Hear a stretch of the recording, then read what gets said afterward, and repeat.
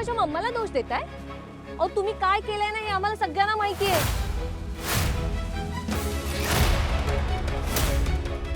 भर लग्नात आमच्या खानदानी बांगड्या तुम्ही गहाण टाकल्या आणि वरचेवर पैसे मिळवण्यासाठी आहे ना माझ्या मम्माला तुम्ही फोन करताय हे मी स्वतःच्या डोळ्याने बघितलंय. मी तुम्हाला आता बांगड्या द्यायला येते ना, त्याच गहाण ठेवा आणि पैसे घ्या तुम्ही.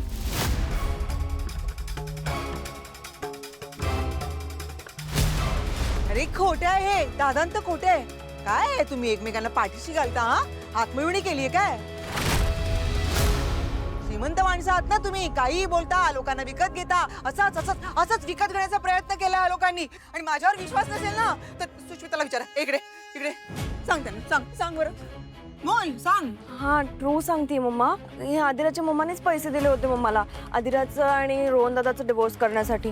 म्हणून तर मी साईन केले ना डिवोर्स पेपरवरती. ह्यांनीच पाठवले ते डिवोर्स पेपर.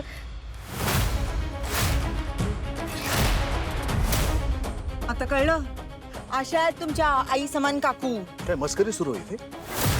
अहो माझा तुमच्यावरही विश्वास नाहीये तर तुमच्या मुलीवर कुठनं असणार आहे? तिने काय कमी खोटेपणा केला नाहीये. तेच ना, सगळं यांच्यामुळे. यांच्यामुळे अहो जावई बाबू, मी तुम्हाला खरं खरं खरं सांगते. अहो या इथे अशा वागतायत ना, माझ्यासमोर वेगळ्याच वागतात. हो मला यांनी 4 BHKचा फ्लॅट ना ग, स्वतः आम्ही दोघी जणी जायचो बघायला. एवढे समुद्रासमोरचे फ्लॅट्स वगैरे यांनी दाखवलेत मला, आलिशान. बस हा, खूप झाला आता.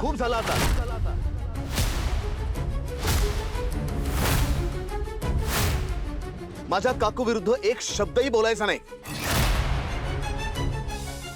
आधिराच्या सासूबाई आहात ना तुम्ही, म्हणून आम्ही सगळे इतका वेळ शांत होतो. पण आता तुम्ही तुमची हद्द ओलांडली आहे.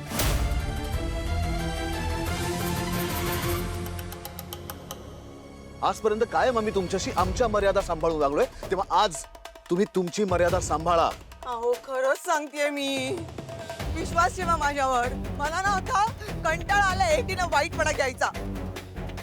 प्रत्येक वेळेला या वाईट वागलेत आमच्या बरोबर. मला मान्य आहे मी चुकले, पण सगळ्यात जास्त या बाईची चूक आहे. हे सगळ्यात जास्त मी चुकीचा वागतोय आता. खरं तर हे एवढा वेळ तुमचं ऐकून घेतोय ना, हे सगळ्यात चुकीचं वागतोय.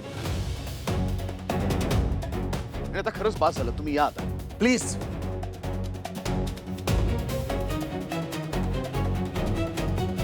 ठीक आहे, तुला नाही ऐकायचं ना, नका ऐकू.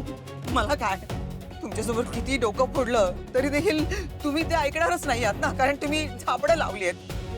करा मग काय तुम्हाला करायचं ते. पण मी सांगते तुम्हाला, आज या बाईने मला नाचवलं ना, उद्या ती दुसरं कोणाला तरी नाचवणार.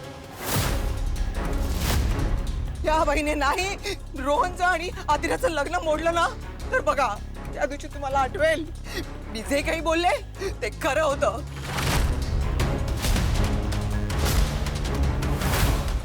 जाऊ दे, सोडा. चल सुष्मिता, मला इथे थांबायचं नाहीये. यांच्या फायद्याच सांगते मी, पण ऐकायचंच नाहीये ना तुम्हाला. मग बघा आपल्या कर्माची फळं. मला पण 1 मिनिट थांबायचं नाही इकडे. चल.